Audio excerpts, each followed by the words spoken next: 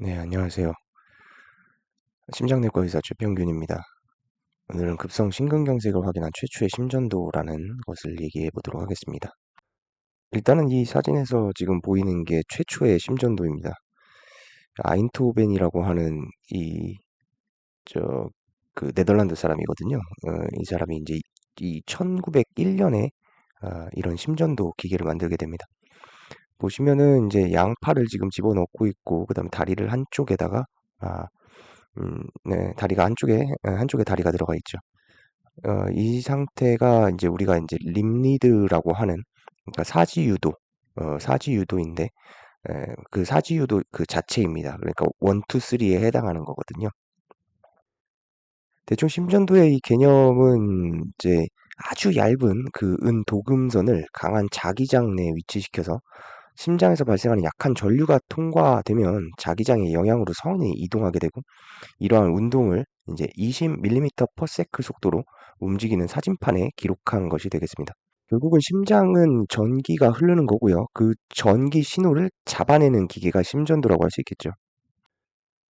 그래서 이 심전도 기계로 이런 이제 심전도 파형을 얻어냈던 거고요. 지금이랑 똑같습니다. PQRST가 다 보이죠.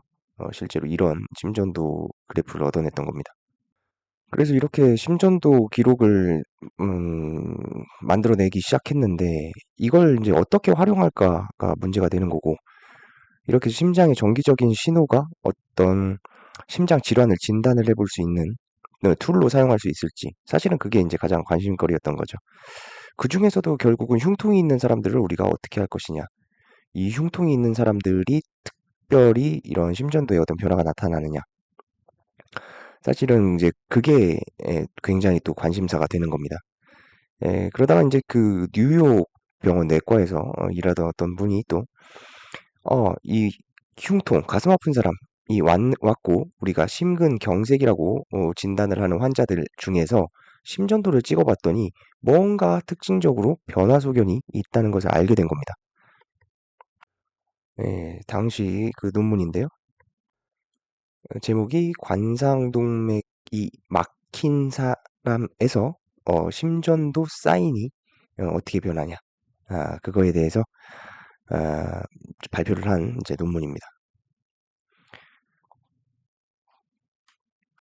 이 논문에서 재밌는 거는 급성 심근경색의 병의 진행, 그 증상의 호소, 이런 것들을 굉장히 자세하게 기술을 해놨다는 건데요.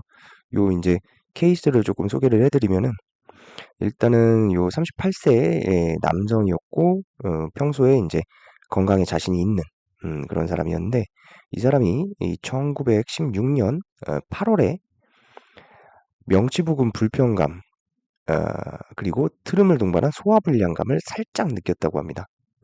약간 소화기 증상이죠. 소화기 증상을 살짝 느꼈다고 하고, 그 다음에 이제 1916년 12월에 뭔가 컨디션이 이제 다른 걸 느끼게 됐고요. 그 다음에 이제 해가 바뀌어서 1917년 2월에 뭔가 이제 컨디션이 나쁘고, 그 다음에 소화불량감을 느끼는 것, 이런 문제들이 굉장히 뚜렷하게 나타나고, 그 다음에 이때부터 이제 뭔가 전흉부 통증, 그러니까 가슴이 아팠다는 거죠. 통증이 있었다고 합니다. 1917년 이제 3월 그리고 4일에 마침내 이제 문제가 발생을 하게 됩니다. 근데 요 이제 호소하는 게 굉장히 이 급성 심근경색에 딱 맞는 표현인데, 이때 이제 호소가 갑자기 이 스터넘, 그러니까 복장뼈죠. 요 앞가슴의 복장뼈입니다. 이 복장뼈 아래쪽으로 어, 약간 날카로운 어떤 그런 느낌을 느껴서 잠에서 깼다고 그러고요. 이 통증이 왼쪽 가슴 그리고 왼쪽 팔 아래로 뻗어나갔다. 방사통을 느낀 거죠. 그리고 엄청나게 심하게 아팠다고 합니다. 그 다음에 이제 완전히 처졌고, 그러니까 위압감을 느끼고, 그 다음에 죽을 것 같은 생각도 들었다. 그 다음에 뭔가 이제 심장이 매우 무겁고 매우 느리게 뛰는 것 같다고 하고요. 근데 이제 호흡곤란은 없고, 의식을 잃지도 않은 거죠. 그러니까 의식이 멀쩡한 상태에서 이렇게 가슴이 엄청나게 아픈 거를 느낀 겁니다. 이제 그 다음에 한 30분 지나서 이제 토하고, 그거를, 그 과정을 계속 몇 번 더 반복을 한 거예요. 토를 해도 이제 통증이 가라앉지 않고, 이제 점점 통증은 심해졌고요. 이런 그런 통증을 느끼면서 이제 2시간 후에 병원에 도착했고 이때 이제 심박수가 한 44회 정도. 그다음에 환자가 뭔가 이렇게 창백해 보이고 막 호흡수가 증가돼 있고 그다음에 통증 막 아프다고 하고 통증 호소 계속 있고 아무튼 뭐 굉장히 안 좋은 상황이죠. 그래서 결국은 이 증상이 생기고 요 4시간이 지난 이 시점에서 이제 심전도 검사를 하게 됩니다. 그랬더니 그 심전도가 다음처럼 보이게 되죠. 어떠세요? 요 굉장히 지금 심전도랑 똑같죠? 그래서 뭐가 보이나요? 이 심전도에서. 이게 이제 1일 거고 이게 2일 거고 이게 3일 겁니다. 어, 사지 유도의 1, 2, 3이고요. 1에서는 ST 디프레션이 보이고요. 그 다음에 2랑 3에서 ST 엘리베이션이 보입니다. 그죠? 베이스라인 쭉 있고 베이스라인에서 올라가 있는 ST 엘리베이션이요. 예, 2, 3에서 ST 엘리베이션이다? 그러면 지금 이제 우리는 뭐라고 할 수 있나요? 임페리얼 리드 MI죠. 임페리얼 리드 MI. 주로 RCA 쪽 우관상동맥이 막혔다. 그렇게 생각을 할 수가 있을 텐데 어쨌든 어, 뭔가 정상 심전도랑 다르다라는 거를 이제 이때 당시의 의사들은 알게 된 겁니다. 그리고 또 한 가지 확인할 수 있는 거는 이 심전도에서 쭉 보다 보면 일단은 이 리듬이 불규칙하죠. 굉장히 불규칙하고 사실 이 기저선이 굉장히 두껍기 때문에 명확하게 확인하기는 어렵지만 P웨이브가 없는 것 같습니다. 뭐 P웨이브를 이렇게 좀 표시를 해놓은 것 같은데 아무튼 이렇게 뭔가 표시를 해놓은 것 같은데 예, 사이너스 리듬으로 보이는 P웨이브가 없다. 그리고 맥박이 불규칙하다. 맥박이 불규칙한데 불규칙하게 불규칙하다. 이레귤라니까 이거는 APIP 심전도가 됩니다. 그러면 APIP에서 RCA가 막혔다. 이렇게 볼 수가 있겠죠. 자, 결국 이 38세의 진단은 스테미입니다. 결국 스테미인데 아, 이러면은 이제 요즘 같으면은 바로 이제 응급시술을 들어가게 되죠. 응급시술을 들어가게 되는데 이때는 뭐 할 수 있는 게 없었던 거예요. 1900, 몇 년이었죠? 한 17년이었나요? 1917년.